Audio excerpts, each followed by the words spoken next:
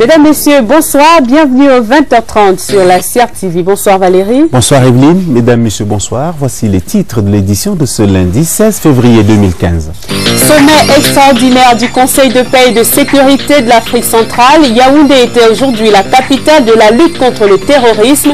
6 chefs d'État étaient présents aux assises pour un sommet qui a tenu toutes ses promesses. Les présidents tchadiens et camerounais sont déterminés avec leurs homologues de la sous-région à éradiquer Boko Haram. Mutualisation des moyens financiers et militaires sont des rigueurs pour la victoire finale. Idriss Déby, au chevet de ses soldats victimes de la guerre contre Boko Haram et interné à l'hôpital militaire de Yaoundé, le chef de l'État tchadien a dit à ses soldats blessés tout le réconfort et la solidarité du peuple tchadien. Voilà pour les titres. Mesdames, Messieurs, une fois encore, bonsoir. Un soutien en espèces sonnantes et trébuchantes. 50 milliards de francs CFA, c'est le montant de l'aide d'urgence décidée par la conférence des chefs d'État du Conseil de paix et de sécurité de l'Afrique centrale pour soutenir l'effort de guerre du Tchad et du Cameroun dans la guerre contre Boko Haram. À cet appui financier qui fera date, se greffent des engagements pour des renforts de troupes et des synergies d'action politico-diplomatiques pour consolider le front commun contre Boko Haram. Aimé Robert Billina revisite quelques solutions saillantes et résolutions de ce sommet de Yaoundé. Ils ont donné tout son sens au pacte d'assistance mutuelle des États membres de la CEAC. Les chefs d'État ont décidé de sortir les carnets de chèques pour soutenir l'effort de guerre du Cameroun et du Tchad face aux terroristes de Boko Haram. 50 milliards de francs CFA. Jamais la communauté économique des États de l'Afrique centrale n'était allée aussi loin dans un engagement financier en une unicité de lieu, de temps et d'action. À cette aide d'urgence en ressources financières se greffe un renfort en troupes, un soutien logistique, en équipements militaires divers en appui aérien, la troisième dimension, comme disent les stratèges sur les théâtres d'opération. Face à une multinationale du crime, qui se joue des frontières et recrute à tour de bras des soldats perdus de toutes les nationalités, les chefs d'État ont décidé de se déployer sur le front politico-diplomatique, alimenté par un fonds de soutien multidimensionnel dans les domaines de la logistique, de l'assistance humanitaire et de la communication. La nébuleuse terroriste agissant dans un système de vases communicants entre l'Afrique de l'Ouest et l'Afrique centrale, le président Paul Biya et ses homologues ont décidé de reproduire un modèle qui a fait ses preuves. La stratégie interrégionale de lutte contre la piraterie maritime dans le golfe de Guinée, à travers une coopération active CEAC-CEDEAO. Les possibilités d'un sommet bipartite entre les deux ensembles sous-régionaux seront ainsi explorées. Dans cette montée en puissance de la guerre totale contre Boko Haram, les chefs d'État ont fait une bonne analyse de la situation sur la responsabilité du Nigeria qui abrite les cellules souches de Boko Haram qui, tel un cancer, étend ses métastases au Cameroun et au Tchad. Les présidents Denis Sassou Nguesso du Congo et Obiangema Mbazogo de Guinée équatoriale joueront donc les go-between entre Goodluck Jonathan du Nigeria et les présidents Paul Biya et Idriss Déby, acclamés et ovationnés en grand chef de guerre. Il y avait donc 6 chefs d'État ce matin au Palais des Congrès de Yaoundé. Il faut ajouter à ces présences celle du Premier ministre de Sao Tomé et Principe. La République démocratique du Congo, le Burundi et l'Angola se sont fait représenter au niveau ministériel, ce qui porte à 10 le nombre de délégations présentes dans la capitale camerounaise pour ce sommet extraordinaire du Conseil de paix et de sécurité de l'Afrique centrale. Également présents les envoyés des Nations Unies et de l'Union africaine. Voici une revue des présences au Palais des Congrès de Yaoundé aujourd'hui. C'est avec Serge Atangana Bissou. Tapis rouge, haie d'honneur et sabre au clair. Ce sont là des signes qui ne trompent pas. Des jalons que la photo finish a confirmé en toute décontraction. Yaoundé a battu le plein des présences. La CEAC n'a pas boudé le rendez-vous. Union africaine et Nations unies ont complété les rangées pour la photo, mais aussi rajouté une bonne couche à la gravité de la scène qui s'est passée sous nos yeux. L'ordre du jour ne méritait pas moins que cette bonne douzaine d'hôtes de marque. Il y avait bien sûr les têtes connues, les visages qui ne font pas s'arrêter les danseurs. Question d'identifier le nouvel arrivant. Sassou Nguesso, Idriss Déby Itno, Ali Bongo Ndimba en sont. Pour cela, parfois il faut se retourner pour répondre à l'enthousiasme de la foule par un salut, un signe de reconnaissance, avant d'entamer les marches qui mènent au perron du Palais des Congrès. La ferveur populaire en toutes circonstances était à la commande. En veux-tu, en voilà. Catherine Samba Panza, altière dans son port, ne loupe pas son test de popularité. Mieux Biangema d'ailleurs, le doyen. Sao Tomé et Principe, RDC, Burundi, Angola, Paul Biya et Madame ont eu les mêmes marques d'attention, la même prévenance distinguée. Parce que chacun ici pesait le poids d'un pays, le sien. Et que ces voix mises ensemble, c'est vraisemblablement le son de cloche d'une Afrique centrale unie et qui crie « Dehors Boko Haram ». Le président Idriss Déby Itno, président en exercice de la Communauté économique des États de l'Afrique centrale, a été le dernier à clôturer la série d'allocutions prononcées au cours de la cérémonie d'ouverture du sommet sur la sécurité. Et le président Déby a eu le ton ferme. Il n'a pas mâché ses mots pour mettre en garde les terroristes. La sous-région fera bloc. Elle combattra sans réserve Boko Haram jusqu'aux frontières de la communauté. Et la solidarité, la fraternité, la relation sincère de bon voisinage ont été exaltés. Soldats camerounais et tchadiens se donnent la main et combattent côte à côte l'ennemi commun. Voici le président Idriss Déby Itno ce matin au Palais des Congrès de Yaoundé.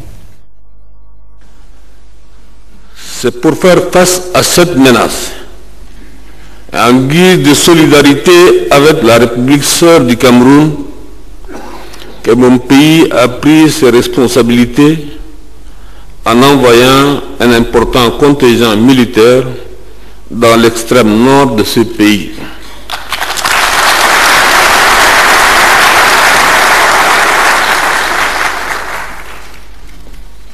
Après les initiatives internationales et régionales prises par la Commission du bassin du lac Tchad de CBLT, la Communauté économique d'États de l'Afrique de l'Ouest, CEDEAO, et l'Union africaine, il était temps pour notre communauté d'apporter aussi sa contribution dans cette lutte.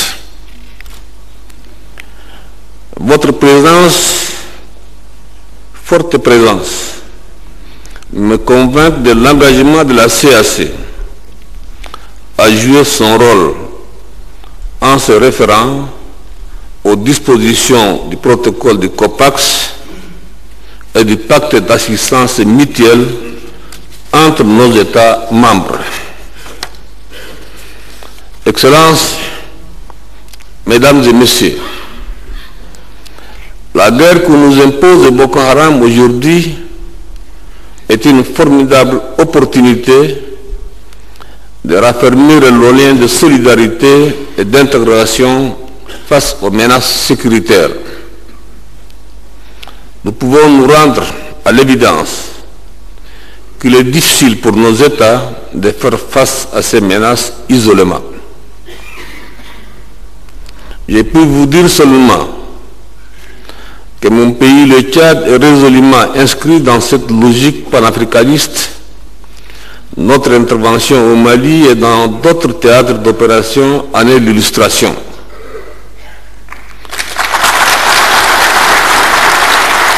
Nous exhortons particulièrement nos États membres qui ne sont pas encore touchés par le terrorisme à porter une grande attention à cette question et à manifester leur solidarité agissante envers les pays touchés par les actions de secte Boko Haram. Nous invitons également La communauté internationale a apporté tout son soutien matériel, diplomatique, financier, logistique et humanitaire aux efforts de la CAC et de ses États pour combattre Boko Haram.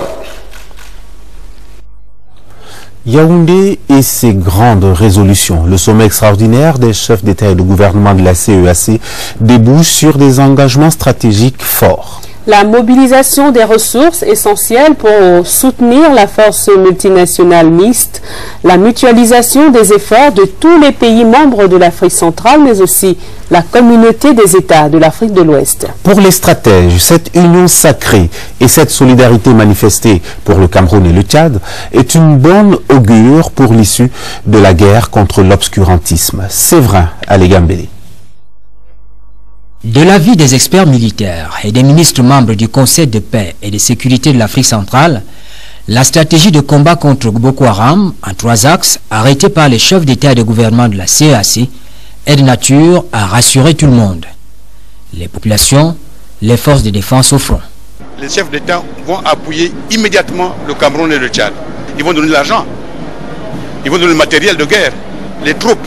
Et il faut porter le problème toujours au grand. Le président Déby a posé le problème à tous ses pairs. Ce n'est plus l'amusement. Dans ce qui apparaît comme une épreuve d'endurance, on croit ferme que la mobilisation des ressources financières nécessaires à l'entrée en scène de la force multinationale mixte est possible. Vous savez qu'il s'agit d'un péril qui n'est pas seulement un péril africain. Et je pense que, comme par le passé, comme pour les autres missions, il y aura une conférence de donateurs où on fera participer tous nos partenaires de façon qu'on puisse apporter un soutien financier parce que ces opérations demandent effectivement beaucoup d'argent. Les organisations internationales, notamment les Nations Unies, disposent à partir de la déclaration de Yaoundé des éléments d'appréciation permettant de jouer dès maintenant sur le levier des actions humanitaires. Il est clair que cette date va marquer l'histoire de la région, de la CAC, mais également l'histoire de l'Afrique en matière de solidarité. Il faut des actions humanitaires de grande envergure. Parce que la question du terrorisme, ce n'est pas seulement une question de l'Afrique centrale, ce n'est pas une question du Tchad et du Cameroun, ce n'est pas une question africaine, c'est une question internationale. Et donc, les Nations Unies, leur rôle, c'est de préserver la paix mondiale, d'assurer la sécurité internationale. Et c'est pourquoi cette mobilisation-là doit être aussi celle des Nations Unies. Face à l'ennemi commun, le sommet de Yaoundé, finalement, apparaît comme l'expression de la volonté de la solidarité africaine visant à mutualiser les forces et les ressources. Vous l'avez vu, la mobilisation était forte autour du Cameroun et du Tchad, 2 pays de l'Afrique centrale victimes des attaques terroristes de Boko Haram. Les assises des 10 pays de la sous-région organisées ce lundi à Yaoundé ont tenu donc toutes leurs promesses. Le sommet extraordinaire du Conseil de paix et de sécurité de l'Afrique centrale était un rendez-vous contre le terrorisme dans la sous-région. Les chefs d'État, 6 au total, qui ont marqué de leur présence au sommet extraordinaire, ont presque tous quitté la capitale camerounaise ce soir. Il s'agit d'un grand succès diplomatique pour le président Paul Biya. L'hôte de ce sommet n'a pas ménagé ses efforts pour le succès de ce sommet de la COPAX. Le reportage de Michel Diokabanda.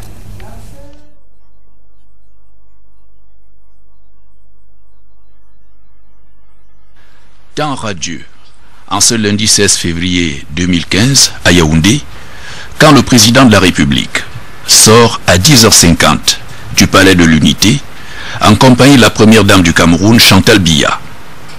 Direction, le palais des congrès, où se tient la session extraordinaire de la conférence des chefs d'État et de gouvernement du Conseil de paix et de sécurité de l'Afrique centrale, COPAX, consacrée à la lutte contre le groupe terroriste Boko Haram.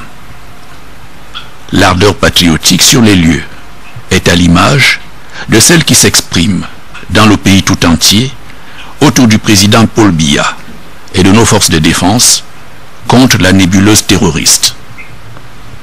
En un temps record et dans une conjoncture internationale marquée notamment par la chute des cours du pétrole, le Cameroun réussit à tenir le pari de l'organisation de ce rendez-vous sans précédent. Après Après une brève escale observée au salon d'honneur du Palais des Congrès par le couple présidentiel camerounais, voici la solennité de l'événement dans la majestueuse salle des 1500 places. Les 10 pays membres de la CEAC, Communauté économique des États de l'Afrique centrale, sont effectivement présents. 10 délégations, dont 6 sous la conduite effective des chefs d'État du Cameroun, de Centrafrique, du Congo, du Gabon, de Guinée équatoriale et du Tchad. Forte représentation aussi de la communauté internationale, Union africaine, Nations unies et corps diplomatique accrédité à Yaoundé. 10 orateurs se succèdent à la tribune à partir de 11h12. Gilbert Timiévouna, délégué du gouvernement auprès de la communauté urbaine de Yaoundé, Hamad Alami, secrétaire général de la CEAC, le général Jean-Marie Michel Mokoko, représentant de la présidente de la Commission de l'Union africaine, Abdoulaye Batili, chef du bureau régional des Nations unies en Afrique centrale, représentant de Ban Ki-moon, le chef de l'État camerounais, Paul Biya, et le président de la République du Tchad, Idriss Déby Itno, président en exercice de la CEAC. Une détermination forte et partagée, éradiquer Boko Haram, expression d'une solidarité sans précédent qui érige la solidarité tchado-camerounaise au front en modèle continental. Cette dynamique vise à porter l'appui de la communauté internationale au niveau des actions concrètes.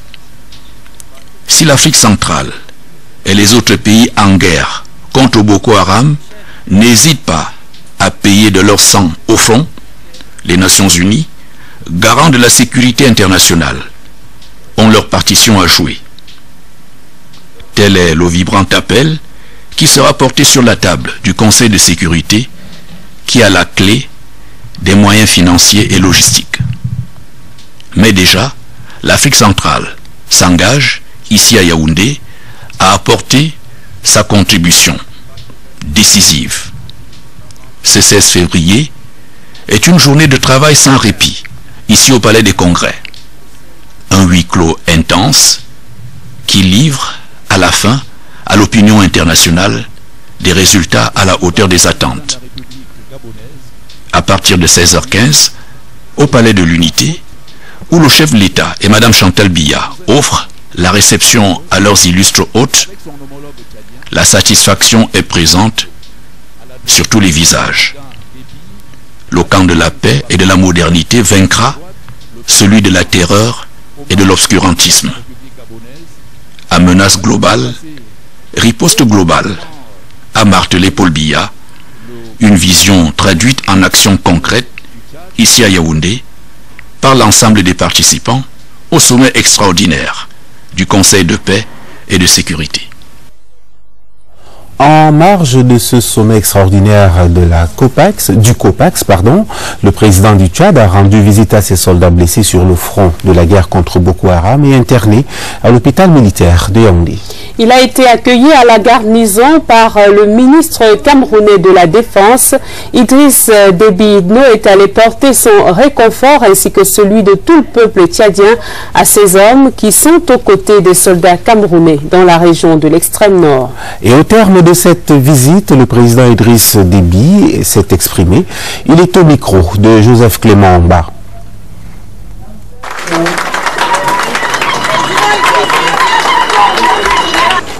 Je trouve même que c'est un devoir de passer visiter ces soldats, fauchés à fleur de leur âge, par des illuminés, où on sait plutôt qu'ils ont perdu aussi leurs camarades. Je suis très peiné de voir ces jeunes dans cet état. Mais est-ce que nous avons le choix? Nous n'avons pas le choix. Dans la mesure où nous avons affaire à des illuminés et qui veulent nous rendre pratiquement des esclaves, disons, dans notre propre territoire. La responsabilité aussi du soldat. La première mission du soldat, c'est défendre le territoire national, défendre les populations. Je salue leur courage et leur détermination. Je salue le courage des soldats qui font face, nuit et jour, à notre frontière. Et grâce à eux, que la grande majorité des populations de nos deux pays dorment. Il y aura un hommage mérité à ces soldats qui veillent sur notre pays. Mais il y aura aussi un hommage mérité à ceux que nous les avons perdus, n'est-ce pas, dans cette guerre qui nous est imposée de l'extérieur par des illuminés sans foi du loin. Nous sommes obligés de faire face. Mais je suis très heureux de constater qu'il y a ici, dans cette hôpital, non seulement des plateaux qui sont très bien équipés, mais un personnel hautement qualifié qui faut sauver des vies humaines et qui a sauvé des vies humaines. Nous n'avons pas eu un instant l'idée d'envoyer ces soldats-là ailleurs, dans un centre en Europe ou ailleurs. Ils sont soignés dans leur pays, chez eux, chez leurs frères, ils sont ensemble avec eux. C'est fabuleux ça voir ici ça. Donc j'étais vraiment à féliciter toute l'équipe médicale, le colonel qui est là, ici avec toute votre équipe. Et je vous rends un grand hommage. Vous avez fait un travail excellent et je vous félicite pour ça. Merci. Hommage à l'équipe médicale camerounaise, une visite à la fois symbolique et réconfortante pour les soldats.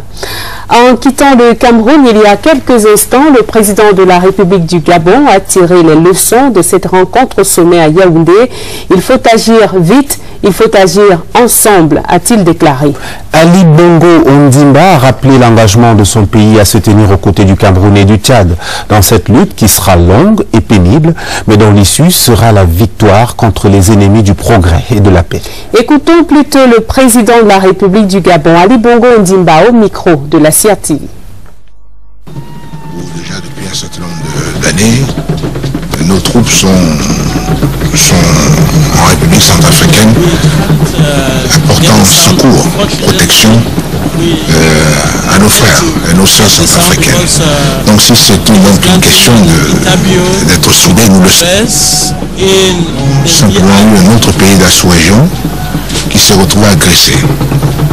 Et donc là aussi il était important que de la même manière, avec nos frères camerounais, nous avons témoigné notre soutien aux Centrafricains. De même, nous autres, dans la sous-région, il était important aussi qu'on puisse témoigner du soutien à nos frères et sœurs du Cameroun. Aujourd'hui, la situation est très sérieuse. Nous avons le sentiment que nous sommes attaqués. Ayant deux pays de la sous-région impliqués dans une guerre avec un adversaire redoutable, déterminé, nous avons nous-mêmes le sentiment que nous sommes attaqués, qu'il est donc important que nous puissions réagir. Et donc, vous voyez aisément la raison pour laquelle nous devions impérativement nous retrouver aujourd'hui autour du président Biya, non seulement pour lui témoigner à lui et à tout le peuple camerounais notre soutien, et il faut aussi dire qu'il n'est pas seul, que nos frères n'êtes pas seuls, nous avons le devoir d'être ensemble, car il ne faut pas oublier qu'aujourd'hui c'est le Cameroun, le Tchad qui sont première loge. Demain ça peut être d'autres pays. Et devant encore une fois la détermination des adversaires, nous devons nous aussi montrer que nous sommes encore plus déterminés et nos peuples ont besoin de paix, ils ont besoin de développement. Et c'est ensemble que nous allons faire en sorte de retrouver la paix. Il était aussi bon que nous puissions nous retrouver entre nous, faire le point, avant de rencontrer nos frères de la CEDEAO. Car il est aussi important que nous puissions avoir une réunion dans le futur avec eux pour voir comment les actions doivent être coordonnées.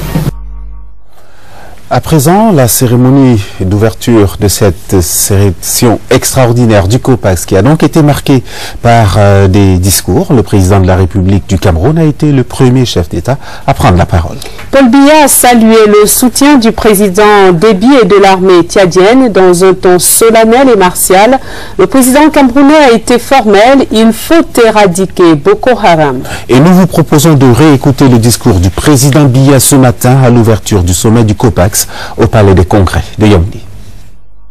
Madame, Messieurs les chefs d'État et de gouvernement, Messieurs les chefs de délégation, Monsieur le représentant du secrétaire général de l'ONU, Monsieur le représentant de la présidente de la Commission de l'Union africaine, Monsieur le secrétaire général de la CEAC, Monsieur le Président du Sénat, Monsieur le Président de l'Assemblée nationale, Monsieur le Premier ministre, Monsieur le Premier Président de la Cour suprême, Monsieur le Procureur général près la Cour suprême, Mesdames, Messieurs les membres du corps diplomatique, Mesdames, Messieurs les membres du Parlement, Excellences, Mesdames, Messieurs, au nom du peuple camerounais, je vous souhaite une chaleureuse bienvenue et un agréable séjour à Yaoundé.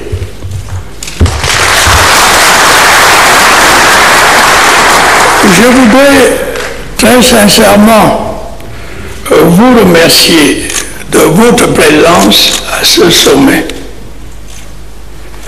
Comme vous l'avez voulu, il est consacré à l'agression dont certains de nos pays sont l'objet de la part de la secte terroriste Boko Haram. Votre présence est le témoignage de la solidarité collective de notre organisation.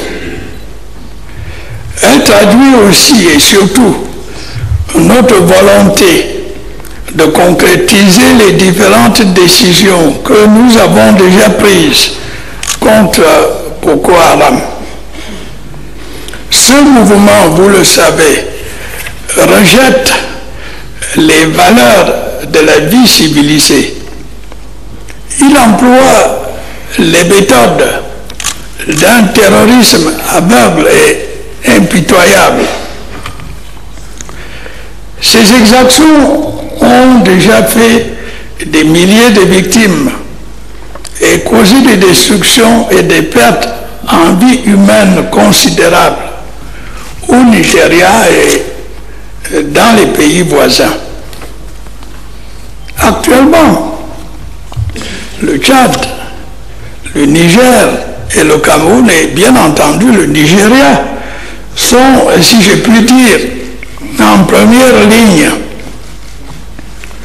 Leurs forces armées font vaillamment front. Ai-je besoin de le rappeler? Leur combat est aussi celui de l'ensemble de notre organisation. C'est le lieu pour moi de rendre un hommage fraternel au président Idriss Déby.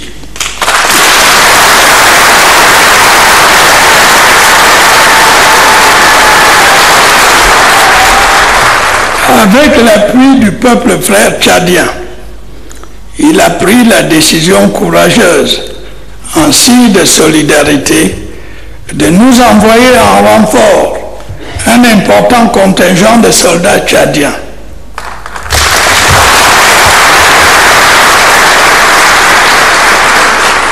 Leur bravoure est bien connue, elle s'est illustrée au cours des derniers combats.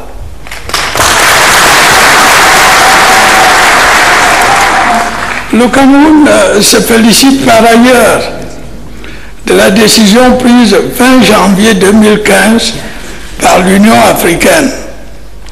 Comme vous le savez, son Conseil de paix et de sécurité, réuni au niveau des chefs d'État et de gouvernement, a autorisé le déploiement d'une force multinationale mixte de 7500 hommes. Il a également décidé de la convocation à Yaoundé d'une réunion d'experts pour en préciser le concept opérationnel. Celle-ci s'est tenue du 5 au 7 février 2015.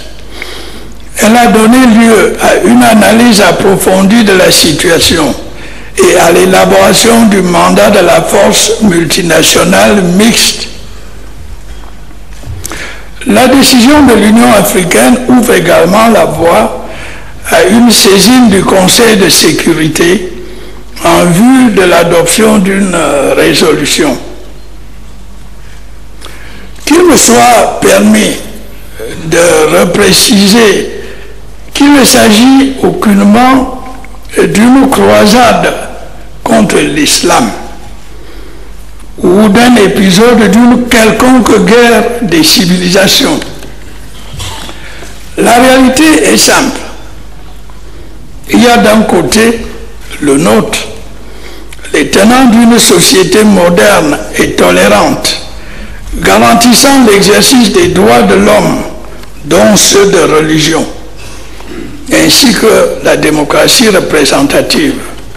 Et de l'autre côté, c'est-à-dire du côté de Boko Haram et des mouvements qui lui ressemblent, il y a les partisans d'une société obscurantiste et tyrannique, sans considération aucune de la dignité humaine. Vous en conviendrez avec moi, il y a une totale incompatibilité entre ces deux modèles de société. Et partant,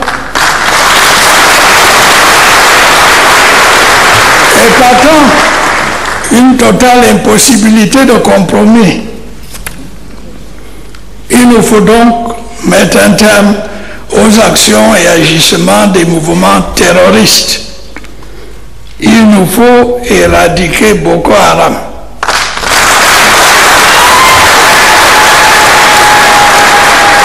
De la sorte, nous pourrons rassurer nos populations et mieux nous consacrer au seul combat qui vaille, la lutte contre la pauvreté et pour la dignité de l'homme africain. Je vous remercie. C'était donc le président de la République, Paul Biya, président hôte de ce sommet extraordinaire du Conseil de paix et de sécurité de l'Afrique centrale, aujourd'hui à Yaoundé, au Palais des Congrès. Nous n'avons pas fini de vous rendre tous les échos de cet événement. Nous y reviendrons dans nos prochaines éditions d'information, mais je vous propose de parler de sport et de cette sortie manquée. Première sortie manquée des Lionceaux à la Coupe d'Afrique des Nations au Niger. Sur le chemin des Lionceaux, des Aiglons du Mali gonflés à bloc pour cette compétition. Ils viennent de battre le Cameroun 3-1. En attendant de vous présenter le film de ce match, revenons sur la préparation de cette rencontre. Le sélectionneur Joseph Atangana a mis à profit la dernière séance d'entraînement pour procéder au réglage tactique et ça n'a visiblement pas marché. Notre reporter a pu pourtant capter la bonne ambiance qui régnait alors et l'état d'esprit positif au sein de l'équipe nationale cadet à cette CAN 2015 au Niger. Notre envoyé spécial à Niamey, Fritz Bayamak. Les ultimes rayons de soleil de Niamey s'en vont lorsque Joseph Atangana et ses poulains foulent la pelouse du stade municipal. Un stade encore bien en chantier, même si l'organisation de la compétition se veut rassurante. Toutes les dispositions sont prises pour que d'ici 15 heures, vous trouvez un terrain complet. Il n'y a pas d'inquiétude. Petite foulée, jeu de passe, puis l'équipe est scindée en deux, tout comme le terrain. L'effectif des Lionceaux qu'on disait diminuer est au complet. Aujourd'hui, l'infirmerie est pratiquement vide. On avait la grosse inquiétude parce que 2 semaines à Yaoundé, on avait pas mal de blessures. Mais là, l'infirmerie est vide. Je crois qu'on va faire les derniers soins ce soir et tous les 21 jours de l'expédition sont à la disposition du coach et peuvent jouer le match. Donc, au niveau de l'infirmerie, on a essayé. De l'autre côté, Hugues Biloa, l'entraîneur des gardiens, s'occupe particulièrement des 3 keepers qui devront faire face à leurs coéquipiers avec la dernière séance de balle arrêtée qui boucle l'entraînement. Une ultime séance d'entraînement qui va conduire les Lionceaux du Cameroun dans quelques heures face au Mali. L'ambiance à 100% et on n'a pas de stress. Nous sommes là pour jouer. Nous sommes vraiment venus défendre les couleurs du Cameroun parce que cette qualification n'est pas venue d'à côté.